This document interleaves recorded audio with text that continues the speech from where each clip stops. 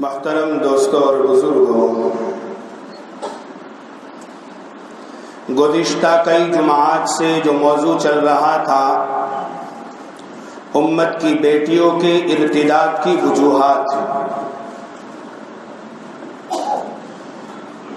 عورتوں کے لباس کے تعلق سے بات چل رہی تھی۔ گزشتہ وہ وعید والی حدیث جس میں آقا علیہ السلام نے فرمایا تھا کہ ایسا لباس پہننے والی جو لباس پہننے کے باوجود ننگی معلوم ہو، نساء کاسیات عاریات ممیلات مائلات، ایسا لباس کہ وہ سمجھتی ہے کہ میں نے لباس پہنا ہے لیکن خدا کی نگاہ میں وہ ننگی ہے۔ اور حدیث کے آخر میں فرمایا تھا لا يدخلن الجنہ، جنت میں داخل نہیں ہو سکے گی۔ آگے فرمایا تھا جنت کا دخول تو بہت دور کی بات ہے، جنت کی خوشبو بھی میسر نہیں ہوگی۔ لیکن چونکہ یہ جمعہ 2 دن کے بعد شب برات آنے والی ہے،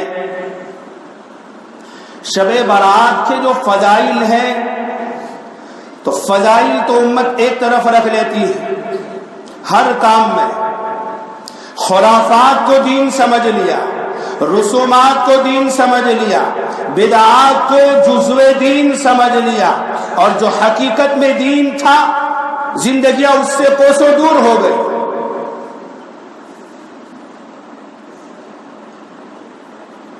شب برات کے تعلق سے فضائل ہر مسجد کا امام بیان کرتا ہے اور ہر 15 شعبان کو بیان ہوتا ہے۔ مجھے آج فضائل بیان نہیں فرمانے، شب برات میں نہ کرنے کے جو کام ہو رہے ہیں وہ بیان کرنے۔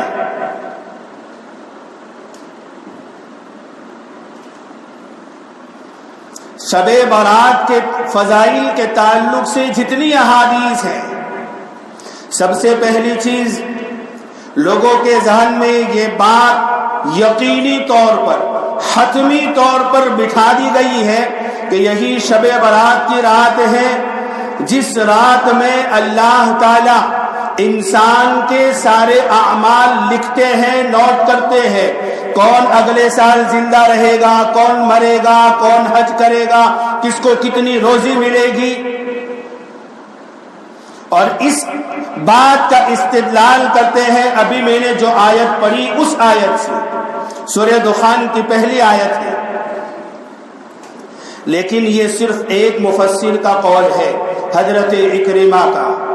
باقی سارے مفسر کا اس بات پر اتفاق ہے کہ یہ آیت سورہ دخان کی جس میں اللہ تعالیٰ نے فرمایا اِنَّا أَنزَلْنَاهُ فِي لَيْلَةٍ مُبَارَكَةٍ إِنَّا كُنَّا مُنذِرِينَ فِيهَا يُفْرَقُ كُلُّ أَمْرٍ حَكِيمٍ۔ اس آیت کا تعلق شب قدر سے ہے، اس لیے کہ اس میں یہ کہا جا رہا ہے کہ یہ وہ مبارک رات ہے جس میں ہم نے قرآن کا نزول فرمایا، اور قرآن کا نزول بالاتفاق شب قدر میں ہوا ہے۔ اِنَّا أَنزَلْنَاهُ فِي لَيْلَةِ الْقَدْرِ شَهْرُ رَمَضَانَ الَّذِي أُنزِلَ فِيهِ الْقُرْآنُ هُدًى لِلنَّاسِ۔ یہ آیتیں اس بات کی واضح دلیلیں ہیں کہ قرآن کا نزول بالاتفاق شب قدر میں ہوا ہے، رمضان کے مہینے میں ہوا ہے، اور رمضان شب قدر رمضان میں آتی ہے۔ تو صرف ایک مفسر کا قول ہے کہ اس میں اعمال کے فیصلے ہوتے ہیں، ٹھیک ہے، مان لیا گیا کہ فیصلے ہونے ہیں، تو فیصلے تو اس وقت اچھے لکھے جائیں گے جب کام میرا اور آپ کا اللہ کو راضی کرنے والا ہوگا۔ میرا اور آپ کا کام سنت اور شریعت کے مطابق ہوگا تو اچھے فیصلے لکھے جائیں گے۔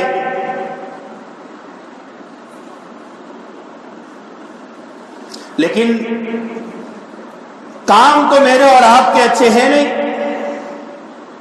کسی ایک قرآن کی آیت یا پورے ذخیرہ احادیث میں سے ایک حدیث اس بات پر دلالت کرتی ہو کہ آقا علیہ السلام نے یہ ارشاد فرمایا کہ 15 شعبان کو مجمع جمع کرو اور جمع ہو کر عبادتیں کرو، ایک حدیث لا کے دکھا دو، کہیں نہیں۔ کسی ایک صحابی کا عمل لا دو اس پر، نہیں ملے گا، اس لیے کہ جو بات حضور نے فرمائی نہیں، صحابہ وہ کام کر ہی نہیں سکتے۔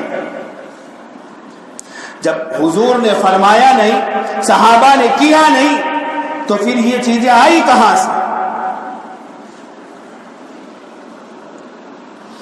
اس لیے سب سے پہلے یہ چیز سمجھ لیجئے، استحباب کے درجے کے اندر غور سے سننا بات، شب برات کی کوئی عبادت فرض نہیں، کوئی عبادت واجب نہیں، حتیٰ کہ کوئی عبادت سنت بھی نہیں ہے۔ جن احادیث سے شب برات کے فضائل اور اعمال ثابت ہوتے ہیں، صرف استحباب مستحب کے درجے میں ثابت ہوتے ہیں، اس سے آگے کوئی درجہ نہیں۔ اجتماعی شکل میں کوئی عبادت نہیں ہے، انفرادی شکل میں آدمی اپنے گھر کے اندر رہتے ہوئے رات میں کچھ رکعتیں نماز پڑھ لے، کوئی فکس رکعتیں بھی نہیں۔ بہت سارے لوگ 100 رکعت، 1000 رکعت۔ 2 سال پہلے ایک صاحب آئے 15ویں شعبان کو، یہاں سے بیان کر کے اوپر گیا، ایک پرچہ لے کے کہا ہمارے امام صاحب نے ایسی نماز پڑھنے کا کہا ہے، کسی حدیث سے ثابت کر کے دکھا دو۔ میں نے کہا تم اپنے امام سے کہو، میں تو پڑھنے کا حکم دیتا نہیں، تمہارا امام اگر اس کو حدیث سے ثابت کر دے، کسی صحابی کے عمل سے ثابت کر دے، تو میں امام کے پاس کھڑا ہو کر یہ نماز پڑھوں گا۔ یہ چیلنج ہے میرا، ہے ہی نہیں ذخیرہ احادیث میں اس طرح کی نمازیں۔ تو انفرادی اعمال، رات کا قیام مستحب ہے، فرض نہیں، واجب نہیں، سنت نہیں، کر لو۔ اور دن کا روزہ وہ بھی مستحب کے درجے میں ہے۔ یہ 2 کام احادیث سے کرنے کے ملتے ہیں۔ تیسرا ایک کام جس کا تذکرہ احادیث میں ملتا ہے لیکن اس کے کرنے کا حکم نہیں دیا گیا، شب برات میں اہتمام سے قبرستان جانا۔ بات غور سے سننا، آقا علیہ الصلوۃ والسلام سیدہ عائشہ رضی اللہ عنہا کے پاس سوئے ہوئے تھے۔ سیدہ عائشہ فرماتی ہے میری آنکھ کھلی، دیکھا کہ آقا موجود نہیں ہے، میں ڈر گئی کہ کہیں آپ دوسری ازواج کے پاس تو نہیں چلے گئے۔ میں ہر ایک ازواج کے کمرے میں گئی، آقا مجھے وہاں نہیں ملے، میں مسجد میں گئی وہاں نہیں ملے، میں جنت البقیع میں گئی تو اللہ کے نبی علیہ الصلوۃ والسلام اپنی امت کے لیے وہاں سجدہ ریز ہو کر دعا کر رہے تھے۔ اب لوگ کہتے ہیں حضور قبرستان گئے، ہمیں بھی جانا چاہیے، حکم تو کسی درجے میں اس حدیث میں نہیں ہے۔ ایک بات، اگر امت کو بتانے کے لیے یہ کام کرنا تھا کہ میری امت بھی 15 شعبان کو اپنے مردوں کو یاد رکھے، جیسا کہ بعض جاہل مقرر اس حدیث سے استدلال کر کے کہتے ہیں کہ حضور نے زندوں کی بات چھوڑیے، شب برات میں مردوں کو فراموش نہیں کیا، جاہل ہے وہ لوگ۔ حدیث کا صحیح علم ہی نہیں ہے۔ اگر کوئی کام کسی کو دکھانے کے لیے کیا جائے، کسی کو اس کام کی ترغیب دینے کے لیے کیا جائے تو وہ کام علل اعلان کیا جاتا ہے، سب کے سامنے کیا جاتا ہے، چھپ کر نہیں کیا جاتا، رات کی اندھیری میں نہیں کیا جاتا، اس وقت نہیں کیا جاتا جب ساری امت سوئی ہوئی ہو۔ آپ نے اتنی تنہائی میں کیا کہ بغل میں سوئی ہوئی سیدہ عائشہ کو پتہ نہیں ہے کہ سرکار کہاں ہے۔ بات سمجھ میں آ رہی ہے؟ لوگ کہتے ہیں نہیں جانا ہی پڑے گا۔ وہ تو ماں عائشہ کی آنکھ کھل گئی اور ماں عائشہ نے تلاش کیا اور تلاش کرتے کرتے قبرستان پہنچ گئی اور آپ کو دیکھ لیا، تب جا کے امت کو پتا چلا کہ حضور نے 15ویں شعبان کو یہ عمل کیا ہے، اور وہ بھی پوری زندگی میں ایک مرتبہ کیا ہے، اس سے زیادہ نہیں کیا۔ لیکن ہمارا معمول کیا ہے؟ ہر شب برات کو بائک لے کر ریسنگ لگاتے ہوئے جانا تو جانا، کچھ بھی ہو جائے، بجائے ثواب کے گناہ میں شامل ہوں گے، یہ یاد رکھنا۔ قبرستان جانا ہے، مرے ہوئے لوگوں سے محبت ہے، ماں باپ چلے گئے ہیں، محبت ہے، یقیناً ہونی چاہیے، تو حضور نے جو فرمایا وہ کرو، ہر جمعہ کو جاؤ۔ آقا نے فرمایا جس کے ماں باپ اس حال میں دنیا سے گئے ہیں کہ وہ اپنے اولاد سے ناراض تھے، تو ان کو راضی کرنے کا عمل یہ ہے کہ ہر جمعہ کو جا کر اپنے ماں باپ کی قبر پر ان کے لیے دعا استغفار کریں۔ جاؤ ہر جمعہ کو، فرصت نہیں ہے، فرصت ہے تو خرافات کی، فرصت ہے تو رسومات کی، فرصت ہے تو بدعات کی۔ اس لیے یہ عمل کسی حدیث سے ثابت نہیں ہے۔ تیسری چیز بہت مختصراً عرض کر رہا ہوں، اس رات میں اللہ تعالی پہلے آسمان پر آ کر مختلف اعلانات کرتے ہیں۔ اس میں ایک اعلان یہ کرتے ہیں، ہے کوئی اپنی پچھلی زندگی پر 2 آنسو بہانے والا، جس نے زندگی گناہوں میں گزاری، نافرمانیوں میں گزاری، عیاشیوں میں گزاری، آج میرے سامنے 2 آنسو بہا کر یہ اقرار کر دے کہ اللہ میں یقیناً مجرم ہوں، آج تو مجھے معاف کر دے۔ فرماتے ہیں اس کی معافی کا اعلان ہے، لیکن 7 یا 8 طرح کے آدمی ایسے ہیں جن کی معافی کا اعلان نہیں ہے۔ ان میں سے میں صرف ایک کا تذکرہ کرتا ہوں، وقت نہیں ہے۔ حدیث میں فرمایا گیا وہ آدمی جس کے دل کے اندر کینہ ہو، بغض ہو، عداوت ہو، دشمنی ہو اپنے مسلمان بھائی سے، بغیر کسی غرض کے، دینی کوئی غرض ہے جائز ہے۔